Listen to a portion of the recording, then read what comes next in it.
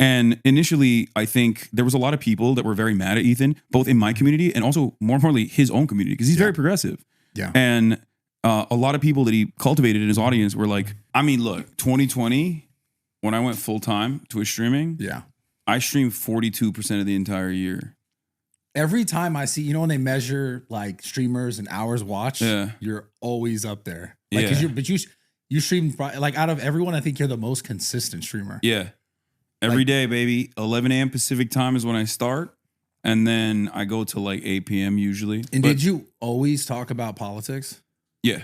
Yeah. When I first started, originally, I did it because I was at the Young Turks back then. And I was like, I want a place where I can just like have my own thing. Because like working under somebody else, like they just do whatever they want, right? Yeah. So that sucked. I wanted my own place where I can have my own community and say whatever the fuck I wanted. But I started playing Fortnite. I strapped a PS4 camera onto my PlayStation 4 at the time, and I started directly streaming from, you could directly broadcast on the PS4. I remember. So I started doing that, playing Fortnite, and I would like have my other like journalist friends on, and we'd be talking about like Israel, Palestine while playing Fortnite. Back then. Yeah, even back then, even like all the way back in like 2018. So then I switched over to the desktop, and and then I went full time in 2020, and here we are. Yeah. Yeah. Now we did that interview on your stream, like you were getting like concurrent. I don't know if on that day, but bro invented Fortnite Friday. It's true. Services are complex and they're. Yeah, look at this. I was trying to fucking live stream Fortnite while also putting my webcam on my computer to show Mark Zuckerberg's live testimony. More to it than just you go and you post a photo.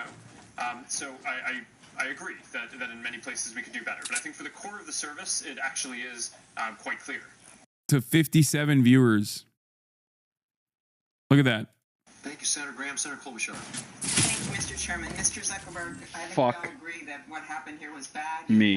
You, during the election process, you were getting like 200, 300,000 people watching. And I think it's, for me, I kind of said this to you when you came into the live stream in my gym, but it's really interesting to see the growth of people like you in this space, because it really highlights how powerful social media has become. Yeah. Like it's wild. Like the numbers, especially in like key demographics, like originally the key demos that they care about used to be 18 to 35. They changed it because they were like, no 18 to 35-year-old watches TV. Yeah. So they went up to like 54.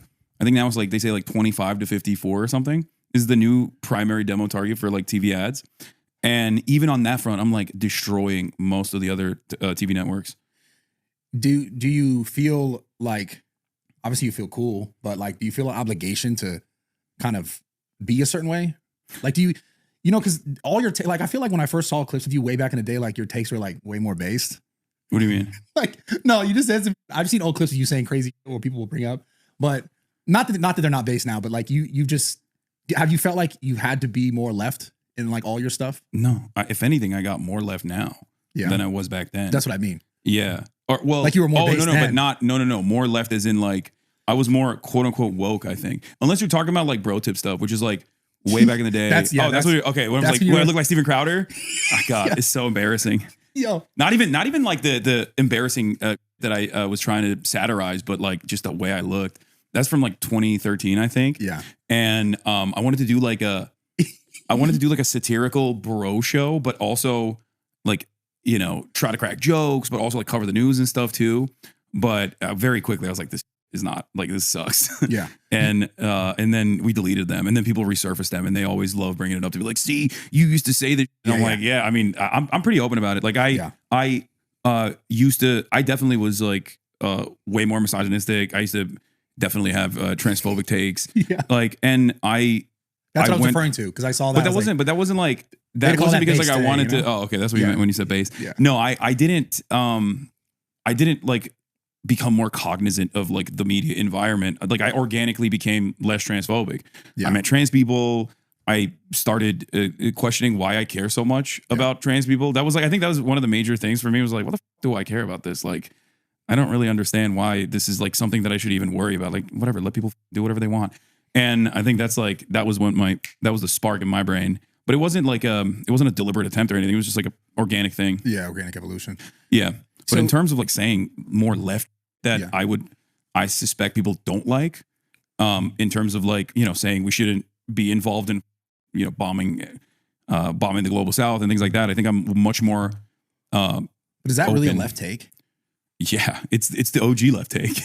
But I feel like everyone like doesn't want war. Yeah, well, except obviously the people that benefit from it greatly. Yeah, everyone doesn't want war, or at least like people claim that they don't want war. But you know who wants war? Politicians want war. So yeah, I think like there's a lot of people on the right and the left who are like, yeah, why the fuck are we giving like, let's say Israel $16 billion? Like, why can't we help homeless people? Or why can't we fix the potholes on the streets? And that's a pretty normal position. It's just it's not reflected in either party, really. Democrats historically used to at least offer lip service to that sentiment. But post 9/11, both parties are like, no, we have to do war all the time, stupid.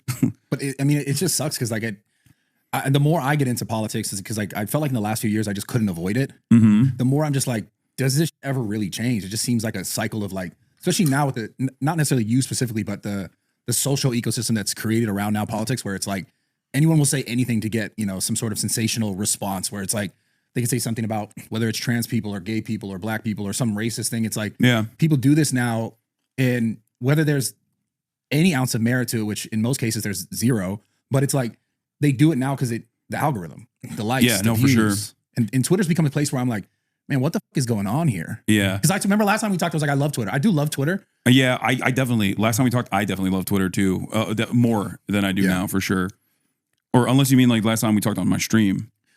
No. Like the last time I was on your pod, back then I used to get quote unquote canceled all the time on Twitter. Yeah. But it was ultimately meaningless, but it was, I think, more fun. Whatever happened, I don't know if you've ever spoken about this, so maybe I'm beating a dead horse here, but whatever happened with you and Ethan, like, because you guys had that show, The Leftovers, right? Yeah. I mean, I've talked about it a little bit. I'm sure he'll see this clip and get like really mad. But honestly, I think we just had like some, at the time, what I thought were minor disagreements. And I never really like paid attention to what he was saying. About content? No, about Israel. Okay, about Israel-Palestine. Yeah.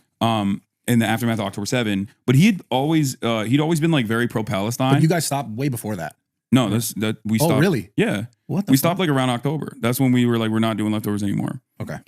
So, October 2023 is like, I think one of the last episodes we did. Yeah. And initially, I think there was a lot of people that were very mad at Ethan, both in my community and also, more importantly, his own community, because he's very progressive. Yeah. And a lot of people that he cultivated in his audience were like not really with his takes. Like they didn't really like it. Yeah. And I think because there was also anti-Semitism rising at the time, like he saw that as a major point of concern, understandable. And I assume, I can't know what's in his mind, but I assume that he was like making the assertion that these people that were mad at him all the time weren't mad because they were seeing clips and making up their own minds, but mad for some other reason, either because they were anti-Semitic or because like someone was priming them to be mad at him. And since our communities had merged at that time because of Leftovers to a certain degree, I think he thought that like my takes were what was causing people to like hate him for what he was saying. And because it's such a touchy subject for a lot of people for understandable reasons, I mean, people are very black and white. And when they hear Ethan say something that like, Joe Biden has said about Israel-Palestine, and they don't investigate it any further, of course, they're going to be like, oh, fuck you, you're pro-Israel and you're hiding it. You know what I mean? That's like the immediate assertion. And for a year after that, I think that this was on the spot, for the record. Is that Israel flag socks? No, dude, they're fucking Nike. What the hell's wrong with you? I think this is a consistent take that I've held here. I suspect that people will probably get mad at me for even saying this, like for even mentioning Ethan, which, there's not really much I can do. I was asked directly. It wasn't like I didn't think that Bradley would ask me that. I'm not going to shy away from responding. I didn't really investigate what his perspective was. We had a conversation, like last one we had was on my channel, where we had a back and forth and we had some disagreements, but we were on good terms for a year after that, pretty much.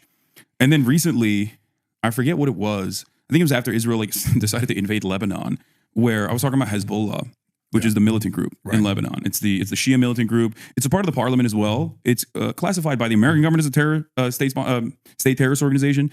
Not every country considers them to be a state terrorist organization, and they're a part of the Lebanese parliament, ultimately, right? Like they're a political party. Yeah. And they're effectively the standing military of Lebanon. But it is controversial ultimately, even within Lebanon. So I was talking to a friend of mine and I said something like, I don't have any problems with Hezbollah in terms of like their resistance to the state of Israel. I think like this isn't about their, sectarian politics, or this isn't about like their internal affair. Like I don't give a shit. Right. Because that's not the reason why Israel is bombing Lebanon. They're bombing Lebanon because Hezbollah is retaliating against Israel for what Israel's doing in Gaza. Right. And he saw that, and I think that was what triggered him into, like, that was a trigger point where he was like, you're a radical. And then it spiraled out of control. I think he has done numerous streams at that point, like for months and months on end, all the way up until the election where he was like trying to get me deplatformed. This is what I was saying. That's why we spoke about being censored more. Yeah. For you, because I saw that on like something with Twitch and people then blaming you for like ad revenue and like that was another community that also has been always up my this Destiny's community. And they've always done the concern trolling where they're like he'll say some unhinged all the time. Like he's debated child pornography. You know what I mean? Like he's debated how do you debate ethical that? CP. I don't know, but he's done it anyway. Like these guys don't have any boundaries, right? But then they will so very easily portray themselves like liberals or a concern. As an anti-Zio Jew, here's my take. I think Ethan did not fully unpack his Zionist mindset framework, so he would repeat Zionist talking points, leading the people to call him a Zionist. He doesn't identify as one, though, and he refuses to unpack those talking points as false, so he thinks people are calling him a Zionist simply because he's Jewish and not because he's repeating Zionist talking points.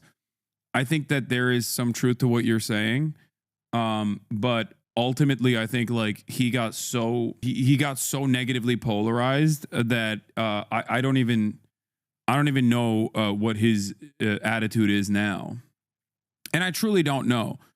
I actually don't know. I know people will say like, "Oh, bro, all it would take is for you to watch one of his videos and you'd understand." But like there's a couple moments of like very stubborn pushback where like I wasn't immediately dismissive, but if it was something that I did not know, if it was someone that I had no idea about, I would just write them off entirely.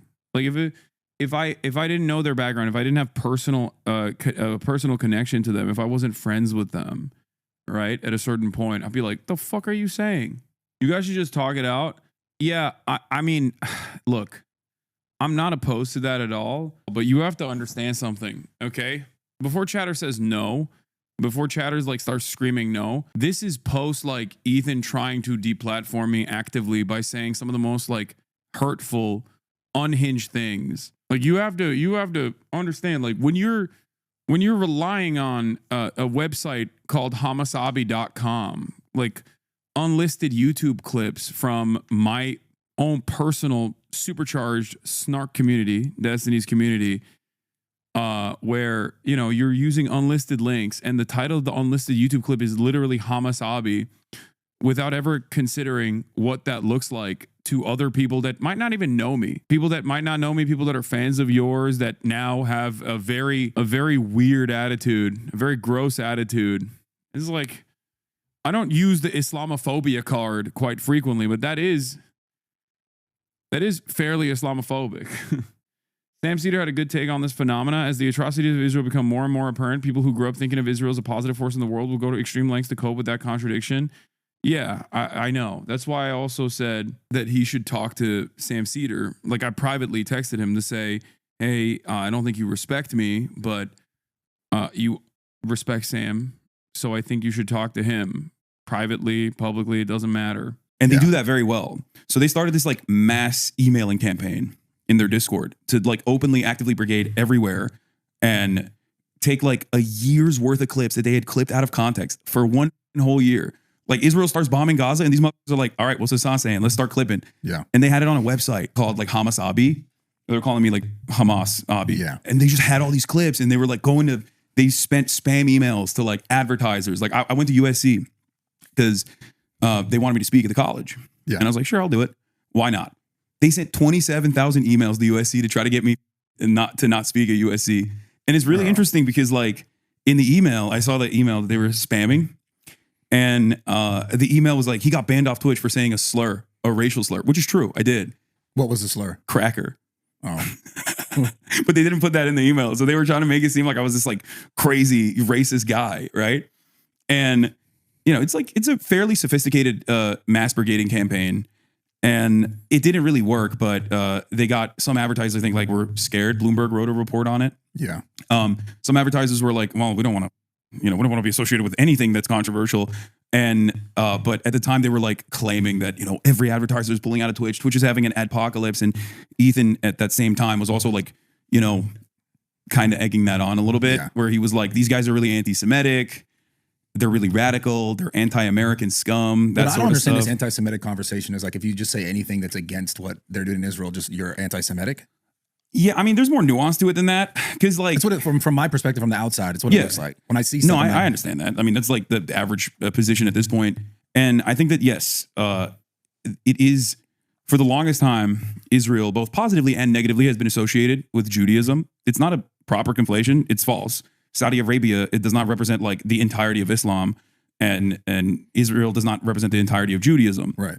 But if every single person that goes on television is saying like, this is the Jewish nation, like, how dare you, you're being anti-Semitic, then yeah, of course people go, okay, maybe it is. Maybe everything they're doing for Judaism, and all the Jews love this, when it's not the case. Right. I mean, there's like a classic old Jewish saying, it's like 2 Jews, 3 arguments, where it's like, there's no full blown comprehensive monolithic understanding of what Israel is and what it's supposed to be among American Jews, especially. That's not like a real collective ideal at all.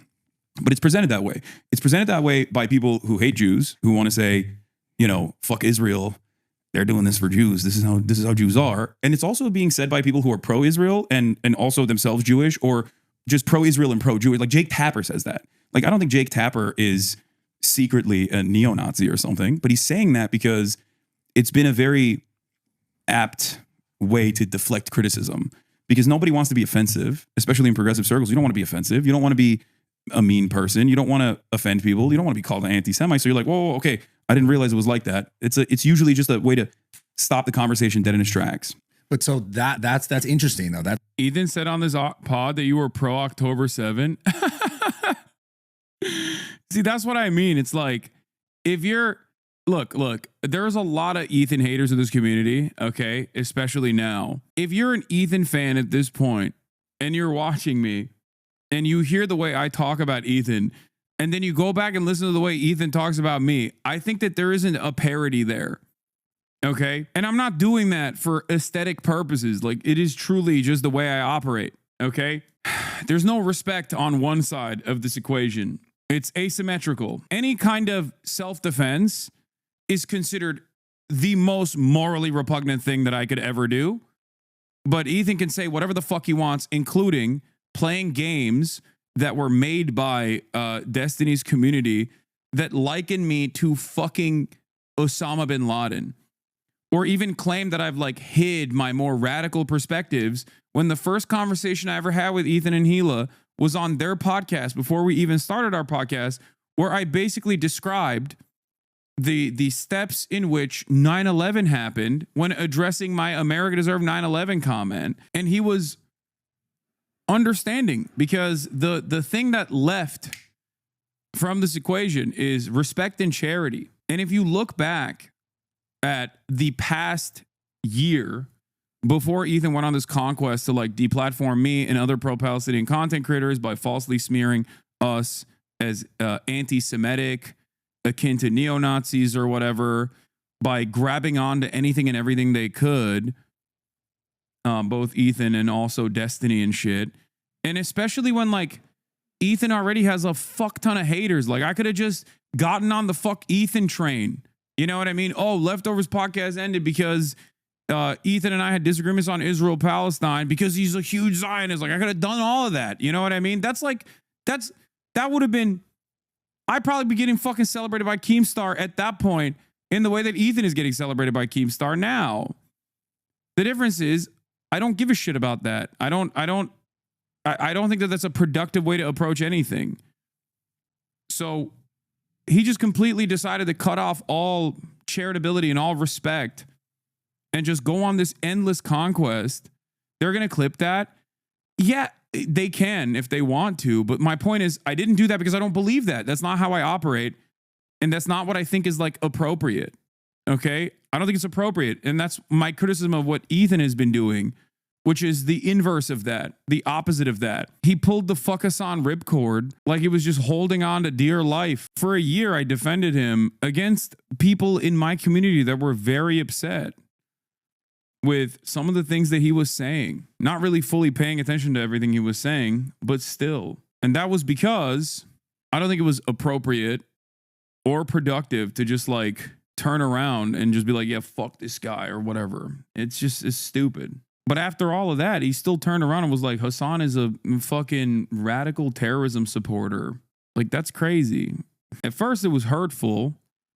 And now it's just like, I don't even know what to say, you know? One of his biggest gripes is you never addressed the points he made in his call-out video of you, not realizing you have indeed addressed them in numerous ways. That wasn't just watching his hit piece. I know. I don't know why he thinks like if I watched the hit piece silly compilation they put together through like with Destiny moderators, somehow magically, the world would come to peace or some shit. And yeah, the time frame where he did that was also not beneficial nor productive. And it was very silly. It was so drama laden when a genocide was ongoing, and the genocide is still ongoing. But at least I have more time now. That's like an interesting point where like why would certain conversations need to be just killed dead in their tracks?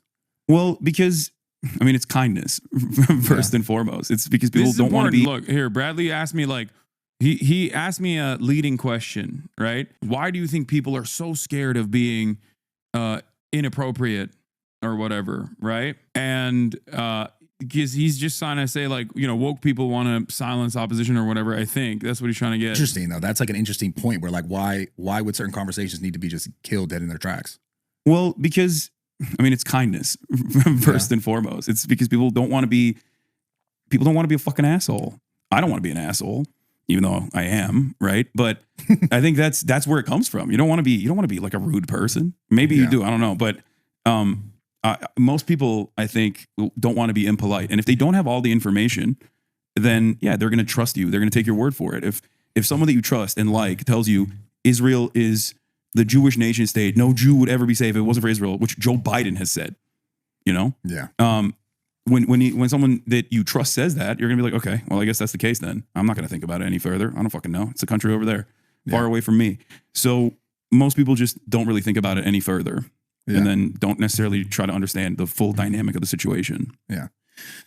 As far as, I guess it's interesting to me because you sort of had this like falling out with, not necessarily falling out, but you had this falling out issue.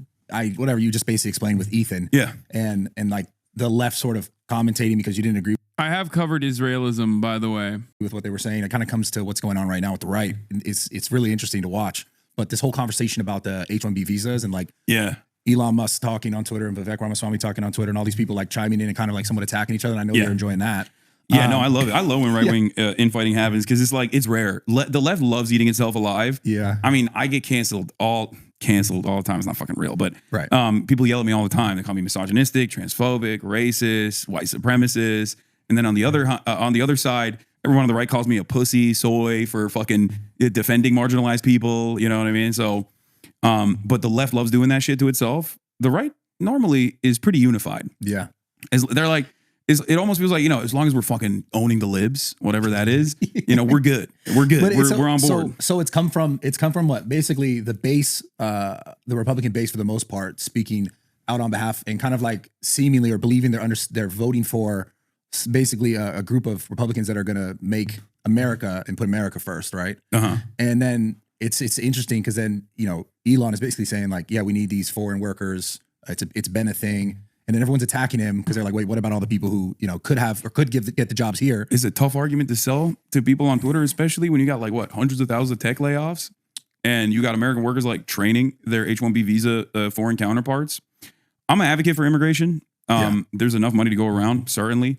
And, there's endless potential everywhere, whether it's coming from India, China, or whether it's coming from an underserved neighborhood in the United States of America, whether it be some fucking West Virginia slum or Southside Chicago. There's a lot of unlimited potential out there that we have not even tapped into. So I don't necessarily care about those sorts of things. Like in terms of immigrants coming in, I'm a fucking immigrant. You know what I mean? I mean, I'm an American citizen. I'm an anchor baby, but my father recently became an American citizen. So my family would have been immigrants, so. What? I'm Italian, so they came, they were immigrants. Well, there you go. So, but that's everybody. Everybody in America is, unless you're Native American, you can trace your lineage back to a point where you weren't on this fucking continent. Right. So, and there's always historically been resistance against newcomers anyway. When Italians came in, they were treated like shit. When the Irish came in, they were treated like shit. It's always resistance towards whoever's coming in. The people that are there already are like, nah, fuck these guys. Yeah. And then, after some time passes There's some growing pains, and then people are like, all right, never mind. These guys are cool. It's fine. Yeah. And you don't even think about it now. Like it's not even a thing. If you were to be like, yeah, the Irish are not white, people look at you like, what the fuck are you saying? Yeah. So that's normal, and it's historically happened in America over and over again. And right now, it's happening towards people coming in from Latin America, and also certainly now for the Twitter people, India. Yeah. But on the other hand, the reason why Elon Musk and Vivek Ramaswamy want H-1B visa workers is because they can exploit them better. Lower wages, right? Yeah. I was looking all over Twitter. You see all the sort of the people in Tesla, the people who they have like lists and lists of people who are these H-1B visa workers that are, I guess, I mean, I see the salaries, they're large, but apparently they'd be more large. Yeah. No, it'd be at the minimum, it's like 20% cheaper. And I understand, obviously, because there's a currency exchange, right? If you're sending money back to your family and you come from a country where there's like a currency exchange rate that favors, the American dollar, right? That's automatically, you're like, yeah, I'll take a 20% pay cut. I don't give a fuck. And on top of that, you get to work towards earning a citizenship in the United States of America. Maybe bring your family here. So yeah, you're going to be very excited at the prospect. But more importantly, it's an additional pressure, because if you lose your job, then you're back. You're done. Yeah. You're out. You're deported. Meanwhile, there is already pre-existing pressures for American citizens to retain those jobs as well. Right. What do we got? In order to be able to get to those jobs, you have to go to college. College is $100,000 to $200,000 now. You got to take on student loan debts. Yeah. When you take those student loan debts, you have to pay off those debts. So then you take a job that you normally wouldn't take, and you just take it, and you gladly try to keep it to the best of your ability. You're vulnerable already. Another pressure for American citizens is healthcare. We don't have free healthcare in this country, unlike every other fucking comparable OECD nation, right? It's not like the Canadians are super woke or socialist or anything, or better than us, right? They're not. I've heard issues with free health. Not obviously, I understand like your point to have it, but there's also other issues that come along with it being free too, where it's like I know people in Canada who can't even get anything done for 7 months. So those issues are almost always as a direct consequence of underfunding. Politicians in countries like that, right-wing politicians, because they have right-wing, left-wing dynamics as well, like in the UK, for example, will systematically underfund healthcare deliberately. They do that so it's shit. They do that so it's understaffed, and the hospitals look like dog shit, and there's not enough doctors and nurses, and the wages are low for the doctors and nurses. So when they fight back and demand higher wages, they're like, oh, we don't have money. Sorry. And then they turn around and go, we got to privatize this. They do that because they want to privatize it. They underfund it, and then they privatize it. They privatize certain aspects of it, and inevitably the entire thing becomes private. Yeah. That's the ultimate goal for them. And at that point, you turn into the United States of America.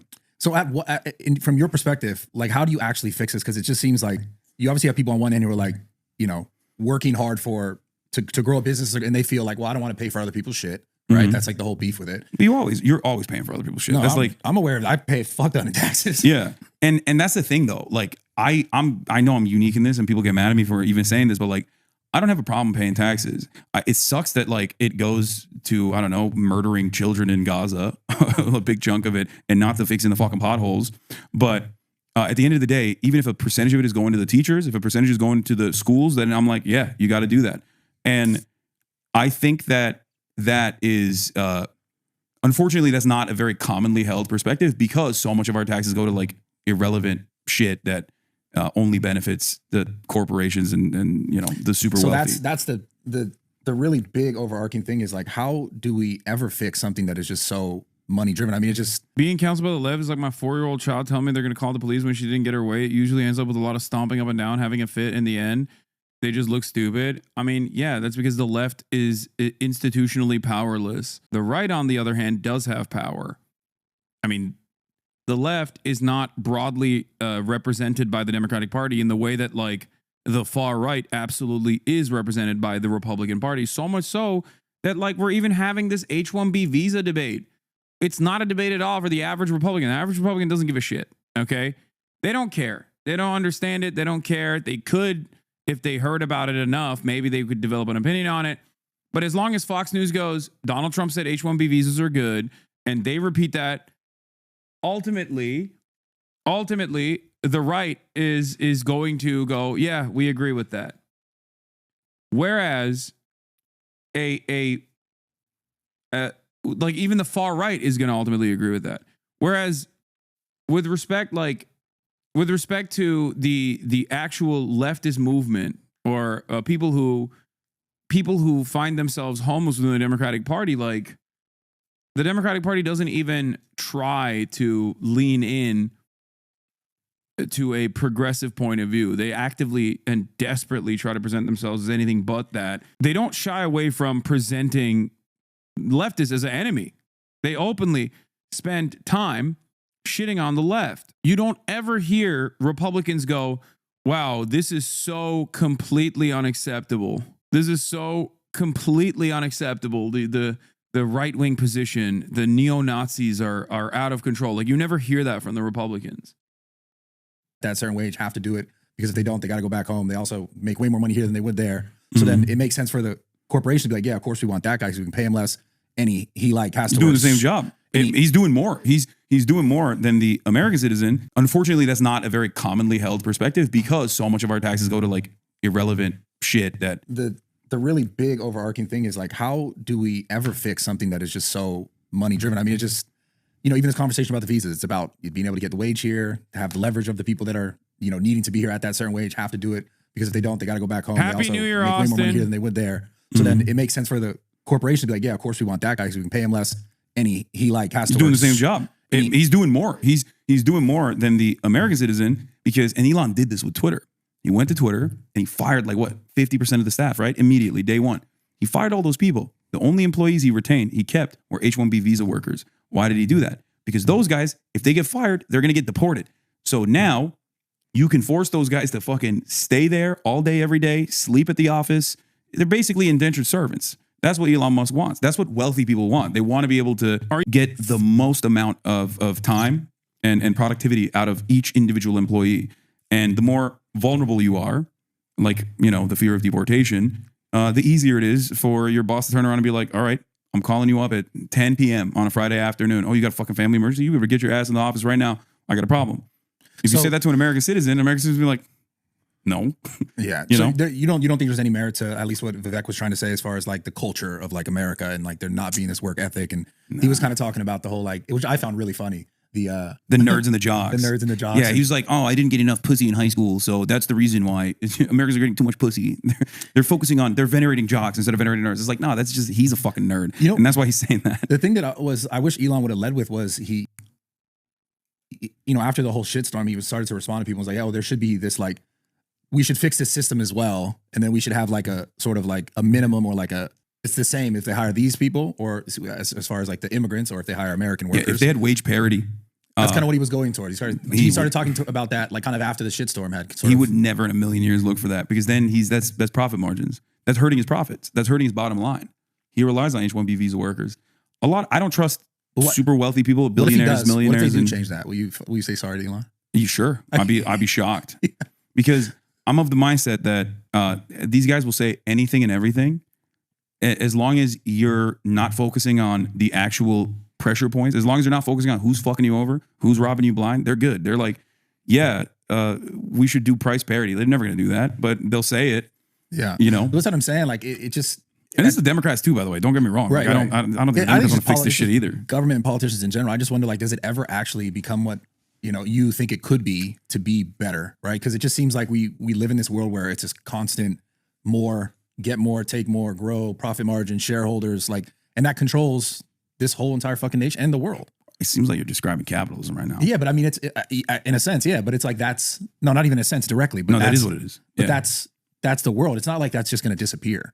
No, I mean, look, I'm a firm believer that is not like inherent in human nature. You can be greedy, you can be selfish, you can be personally interested, but that doesn't automatically mean that we are also not social animals that constantly collaborate, that constantly work with one another and do it in like very invisible ways. You know what I mean? It doesn't have to always be pure profit driven. And that's not like some ways. What do you mean by that? Well, what I mean by that is like, there are additional motivators beyond making money that you engage in. You don't work out every single day because you want to make more money. The more muscle mass you put on, the more money you make. That's not a direct, not a direct reason, right? You do it for yourself. You do it for self-improvement. This is something you care about. Same with me, right? Sure, the way we look definitely play into the way the audience receives us. And, maybe it allows more people to listen to what you have to say or whatever. Right. But ultimately, there's a secondary reason for that, perhaps even a more important reason for that.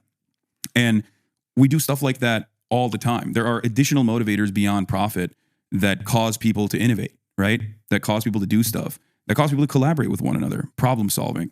It's not always at the behest of the almighty dollar. We're not always, like, I'll give you examples of massive scientific, like in the field of medical research, there are so many innovative products that have come out. These guys didn't do it because they wanted to make money. They did it because they wanted to save lives. Like the guy who invented insulin in Canada, he sold the patent for $1. Now you got to pay fucking $1,000 to purchase it because a company bought the patent and then denied people the access to this life-saving medication that this guy fucking found and was like, I want people to be able to have this. Like, this is crazy. People should be able to have this. This is like going to save people's lives. This is awesome. He did that collaboratively with a whole bunch of other people. Not a single person involved in that was like, think about all the money we're going to be making. You know what I mean? Yeah. It's always the dudes in suits that make the money afterwards. And they make it seem as though everyone only cares about money. Now, this doesn't mean that people don't care about money at all. Of course, everybody cares about money. You know, I'm not one of those people that's like, oh, money isn't everything. When you don't have it, it is everything. Right. I've been there. I know. You know, it's very important. It's freedom. Having said that, I think there is a very different mentality that a lot of people have, especially at the top of society. You know, people who are corporate executive CEOs, where they care almost exclusively about like endless expansion, profits over everything. Whereas I don't think the average person operates like that. I think the average person is trained to think like that is something that they're invested in, but deep down inside, like most people just want to be comfortable.